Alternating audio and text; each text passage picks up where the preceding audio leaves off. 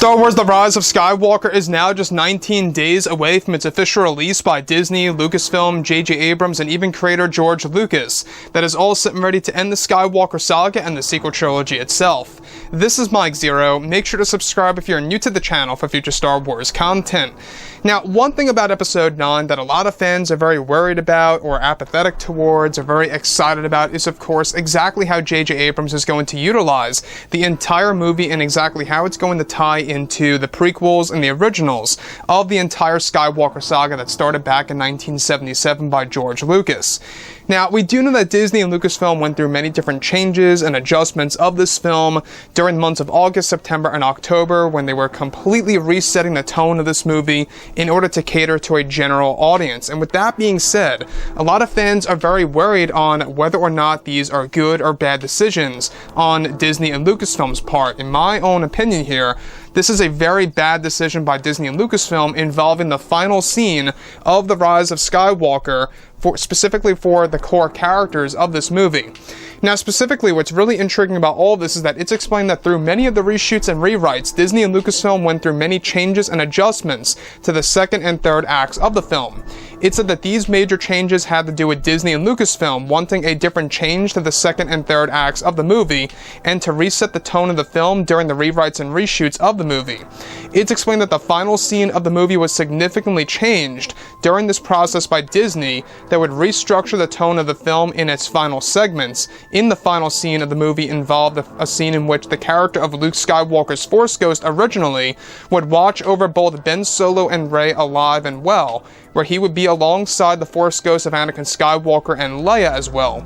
The full Skywalker family was originally going to watch over both Ben and Rey, creating a new Jedi Order with a brand new Jedi Temple on the world of Tatooine.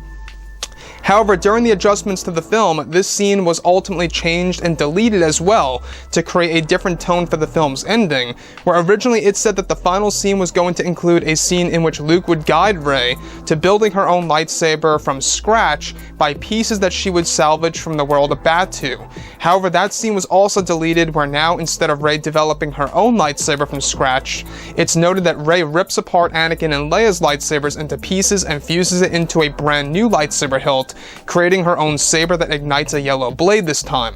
Now, Rey is described to not only break apart Anakin and Leia's lightsabers, but also now that she takes the Skywalker name as her own, and that she ends it with becoming the Chosen One at the very end of the movie.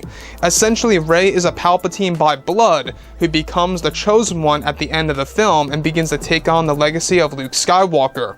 Additionally, one of the deleted scenes for the final scene of the movie involved a moment in which both Ben and Rey would hold hands in Jedi robes looking at a binary sunset, where the ending would unveil that Ben Solo as the last remaining Skywalker, and that originally Ben Solo was going to be the Skywalker who would rise. This was changed over to Rey becoming the Skywalker who rises by adopting the Skywalker title. So let's go over a couple of parts about this and as to why a lot of these decisions are going to be quite divisive for the Star Wars fans around the world. Now, we've seen a great example of what happened with The Last Jedi and the backlash that it received based on some of the bold decisions that Rian Johnson made in that movie, and of course what Disney, Lucasfilm, and Kathleen Kennedy had actually allowed for that to actually happen. Now in Episode 9, the final scene, what could have been the original sequences that they actually filmed in early 2018 into early 2019 as well, involved all those different segments of the final scene of Episode 9 that, in my own opinion, would have been far superior than what we actually have right now in the finalized version of the movie. So let's go over a couple of parts about this. Now, originally, they were going to have Luke's Force Ghost as well as Anakin's and Leia's all grouped up together, the full Skywalker family, watching over Ben Solo alive and well as a Jedi alongside Rey holding hands looking at a large Jedi temple on Tatooine. Now, in my own opinion, this was the way to go, and by the way, this was actually said to be a scene that was created and directed by George Lucas. That was a part of the George Lucas cut, quote-unquote, of the ending of the movie, where a lot of segments of George's work was actually still intact. That was eventually replaced by Disney and Lucasfilm and JJ to create different sequences, where now Ben Solo, and the fact that the character is dead and his actual fate is left ambiguous on whether or not he became a Force Ghost or not, we will never know apparently at the very end of the film. where Rey essentially takes the Skywalker title. The problem that I have with her taking the Skywalker name is that she's essentially a Palpatine by blood who becomes the chosen one who takes the Skywalker name. Essentially, it almost feels like the rise of Palpatine in a way. I know a lot of people have been joking about that, you know, the rise of Palpatine in this movie, essentially because she is a Palpatine by blood. She is the granddaughter of Darth Sidious. And that's the big thing here, is the fact that a Palpatine becomes the chosen one in The Rise of Skywalker. I'm not quite sure how well that's going to sit with a lot of fans out there looking forward to The Rise of Skywalker, meaning something to do with Luke or Anakin, where really it all means something to do with Rey taking the Skywalker name, and then, of course, indirectly, something to do with Ben Solo redeeming himself and taking on Palpatine once more. We do know that J.J. Abrams is going to be using different elements in the film in order to create different aspects that we have never seen before on film in the actual history of the Star Wars movies, and that's exactly what they want to do. They want to create experiences that we have never seen before in the Skywalker saga. And when we think about that, right, when we look at Episode 9, this really does have a lot going for it. You know, this movie does determine the future of the Star Wars franchise and where things are really going to go, and exactly how things are going to work for Disney and Lucasfilm for the new trilogy, Disney Plus, and all those other different projects that they are currently working on. We've seen what happened with Solo: A Star Wars Story in the box office results that actually came along with that, and how that led to the cancellation of over 10 years worth of Star Wars films. You could see the implications of a movie failing at the box office, and let's say if this movie doesn't do well and has a lot of backlash that goes against it, you can only imagine what's going to happen with Disney and Lucasfilm and the future of the franchise, and how Bob Iger and Kathleen Kennedy will be handling everything moving forward. So, with that being said, the other mistake that I believe that they made was that Rey should have actually developed her own lightsaber from scratch, where Luke did it. You know, we know that other Jedi did it. Why couldn't Rey do this? Now, granted, there was an original scene where she would take scrapped pieces from the world of Batu, which, by the way, is the setting of Galaxy's Edge. And over there are segments where she discovers pieces of lightsaber hilts and lightsaber pieces that she puts together on her own. Where the new scene, she essentially destroys Anakin and Leia's lightsabers and combines it into one brand new hilt that ignites a yellow blade. Now, once again, I think that's going to create a divide. Some fans are going to love it or hate it, and that's perfectly fine. I feel like I'm in the middle with that part, with her developing the lightsaber based on the Skywalker family saber hilts, becoming into one brand new design, igniting a yellow blade.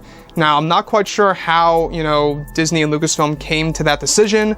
Instead of just having her develop it on her own, it could very well be that maybe they just want to bury the Skywalker legacy for good this time, and there's no going back at all. Basically, they're destroying everything related to the Skywalkers. Essentially, Rey is going to keep the legacy alive by taking the name through Disney and Lucasfilm's perception. That's why they're doing this, but it's not just that. It's also for Rey to not remember that she is indeed a Palpatine by blood, to bury that past of hers that she despises after confronting the truth that Palpatine was her grandfather. So that's going to be a very interesting, turn of events at the very end of this movie to see exactly how well it's going to work with fans and whether or not it was a good or a bad decision on Disney and Lucasfilm's part, of how we look at it, where the fans will resonate with it in specific ways. And the last thing I just want to touch on here real quick is, of course, the moment in which we do have both Luke and Leia's Force Ghost now, instead of Luke, Leia, and Anakin. I feel that leaving Anakin Skywalker out at the very end of the movie on the world of Tatooine is possibly the worst decision that Disney has made in the Star Wars franchise. I really do believe that. I feel like that if you had him at the very end of Return of the Jedi by Lucasfilm, why couldn't Disney have the same exact treatment? This could very well come from Kathleen Kennedy and how she said that they don't want to make the same movie, but at the same exact time, this movie does have a lot of parallels and mirrors to that of the past 8 Star Wars movies, so I don't see any excuse as to why Anakin would be excluded from the world of Tatooine in that scene. Anyways, guys, drop a comment below. Let me know what you think about all this in the comments, and if you guys did enjoy the content for today, do make sure to drop a thumbs up on this video to support the channel. I thank you all so very much for the kind support, and I'll catch you guys next time.